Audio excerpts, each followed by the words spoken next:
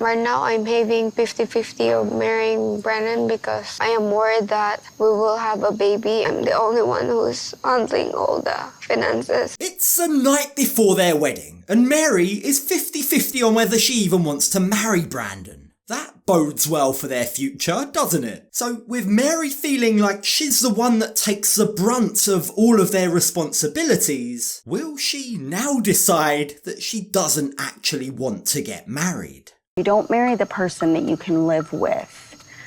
You marry the person that you can't live without. Can you imagine your life and raising this baby without him? Wow, who saw this one coming? It's Angela who's there for Mary in her time of need. Angela seems to have come to the Philippines packed with wisdom. But before we get to Mary's answer, let's rewind to the start. So we left Brandan and Mary last week in a great spot. You see, Mary and Angela found common ground. It seemed like they might be able to have a relationship after all. And we learnt that Mary and Brandan were expecting a baby girl. But when we join them in this episode with Mary sitting all alone in a church, we discover that everything has come crashing down. This is the place that I go when I'm stressing and can't handle everything. Now, Mary and Brandan are due to get married tomorrow, but this morning they've had a huge fight. One that's so bad, it's had Mary come to church to consider her life choices. So what was their fight about? Well, money, of course. This seems like a reoccurring fight for these two. And it's no wonder, because neither of these guys seem to know how to make money. Brandan can't legally work in the Philippines at the moment, and Mary, with all the responsibilities on her shoulders, is scraping by with harebrained schemes that don't seem to really yield much profit. I'm stressed because it's always me budgeting money and taking care of the debt, and he knows to himself that he's not helping me. Yes, but it's a tough situation because these two did everything in the wrong order. Like, the sensible thing to do here would be to save some money before moving to the Philippines. Give yourself a bit of a safety net before getting married. In fact, heck, maybe get a job first, have an income before deciding to bring a new life into this world. It's very irresponsible, and you can't just put this down to age. They're adults, they have a working brain in their head, arguably. Like, they should know better. But unfortunately, as things stand, there's legally nothing that Brandan can do to earn money right now. So with everything on her shoulders, Mary is stressed, which isn't good when you're pregnant. But as day turns to night with Mary still in the church, Brandan's mum comes looking for her. Hi.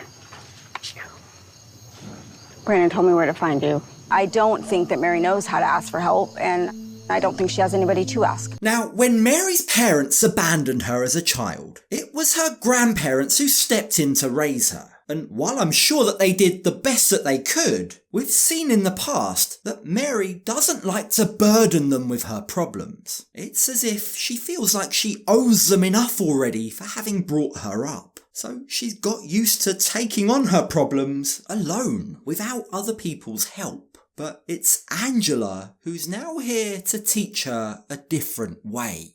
So me and Brandan talking about our debt, and like he's blaming me that I don't know how to budget. So according to Mary, her grandmother reminded her that the electricity bill is now due. And it was this, the thought of having to somehow raise the money that they now owe, that triggered the fight between her and Brandan. But this fight has now left Mary wondering whether or not she actually wants to marry Brandan. Am I doing the right thing in marrying a man who's happy to sit around playing video games all day whilst his pregnant wife takes on all the financial burden? She asks herself. I want him to help me with the finances, but he's just too focused on playing games. I don't know why he's like that. Okay, but how true is this really, Mary? She's acting like Brandan's a bum, like he's never worked a day in his life. But we know that's simply not true. He was the one that worked flat out to earn enough money in just a few years to build their entire house. She seems to have conveniently forgotten that. The poor guy was working odd jobs and getting sacked all the time for being on constant 24/7 video calls with her. Yet somehow, after scrimping and saving and sending her all his money, now she and her family have a roof over their heads. But how quickly that seems to have been forgotten. Perhaps a part of Brandan feels burnt out. Maybe he feels it's now his time to relax, especially considering he can't legally work in the Philippines yet anyway. But, according to his mum, it seems like this side to his personality might actually be an ongoing issue. I will be more than happy to discuss with him the amount of time he plays on his damn video games.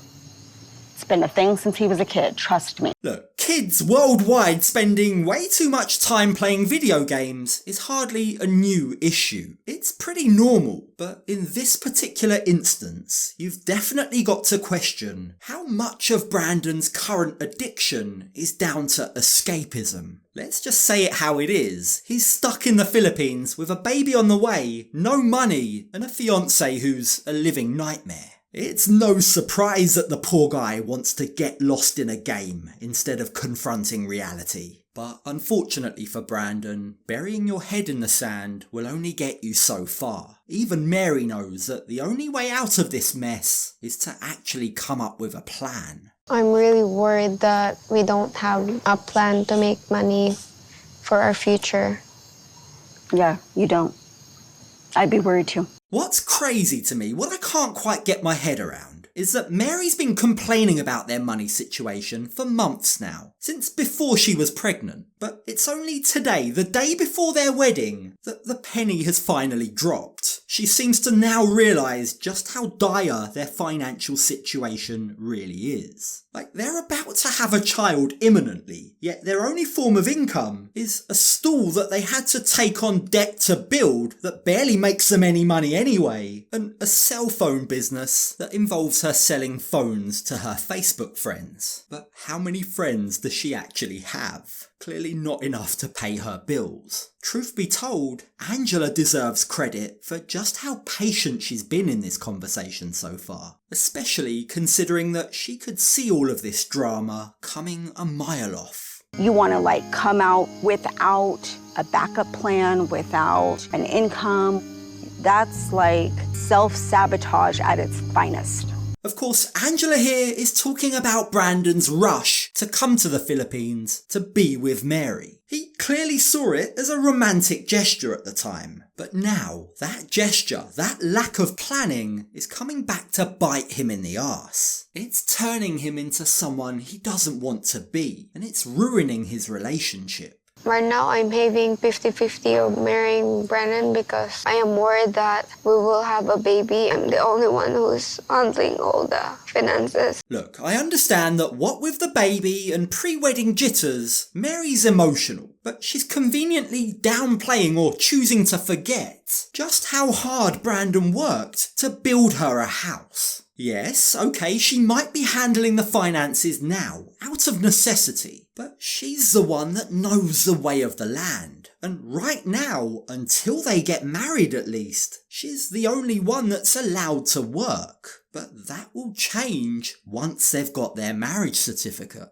Brandan will be able to get legal employment at that point. Now, what's really interesting to observe is how Angela handles all of this. Instead of using Mary's insecurity as a way of getting Brandan back to the States, something she might have done only a few days ago, today she actually seems very supportive of Mary.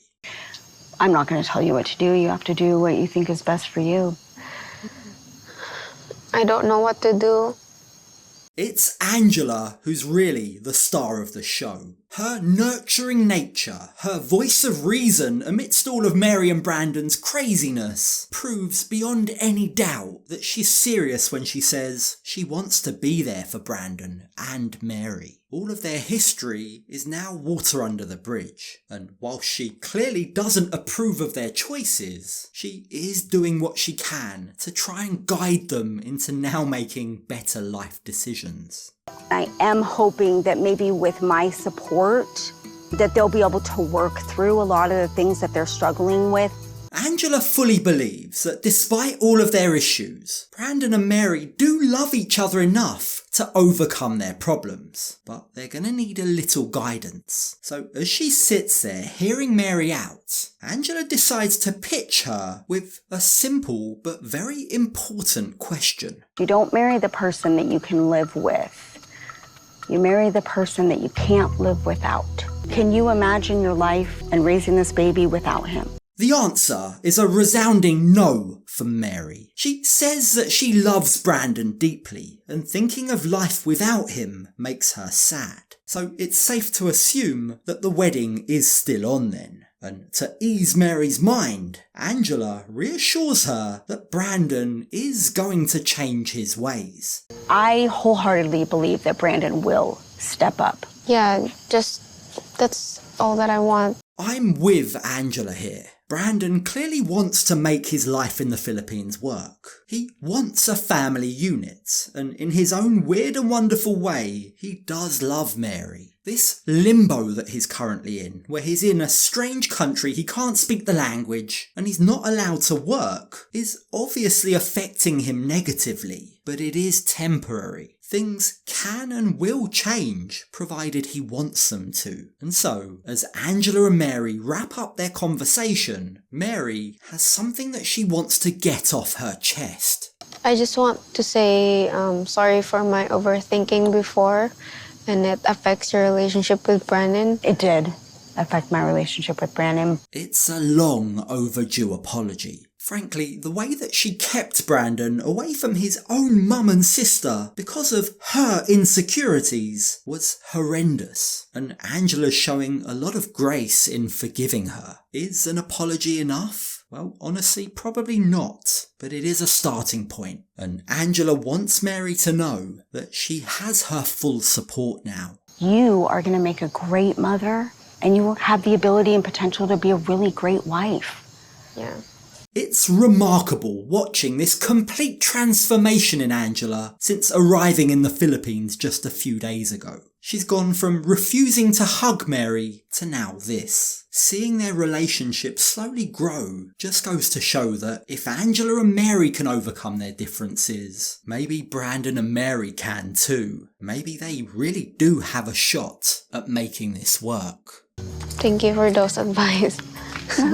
Really helps me. You don't have to do this alone.